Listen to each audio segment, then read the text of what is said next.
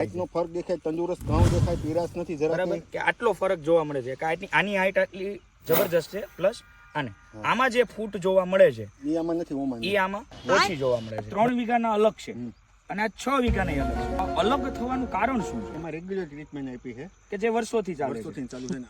આમાં તમારા ઉપર આપ્યું છે આખું એક અમૃત ને રક્ષા અમૃત, ઓલું પૃથ્વી અમૃત ને એની. શું આ ઘઉં તમે 3 વીઘાના વાવ્યા તેમાં અલગ શું કર્યું? તમે વાવતી વખતે શું કર્યું હતું? આપણે પાયામાં ડીએપી ભેગું પૃથ્વી અમૃત નો ઉપયોગ કર્યો. બરાબર. 20 દિવસે પાછો બ્લેક અમૃત માર્યું અને પછી પાન આપ્યું હમણાં, તે પાછું પૃથ્વી અમૃત નાખી દીધું. જેનું પરિણામ તમને આજે શું જોવા મળે છે એ ખેડૂત મિત્રને બતાવો. હાઈટનો ફરક દેખાય, તંદુરસ્ત ઘઉં દેખાય, પીરાશ નથી જરા બરાબર કે આટલો ફરક જોવા મળે છે કે આની હાઈટ આટલી જબરજસ્ત છે પ્લસ આને આમાં જે ફૂટ જોવા મળે છે એ આમાં નથી, ઓમાં એ આમાં ઓછી જોવા મળે છે. બરાબર છે. તો કે આપણે આ કહેતા હોય ખેડૂત મિત્રો કે જેટલી સૌથી ઝાઝી જેટલી અહીંથી ફૂટ નીકળે એટલા ઘઉં સારા.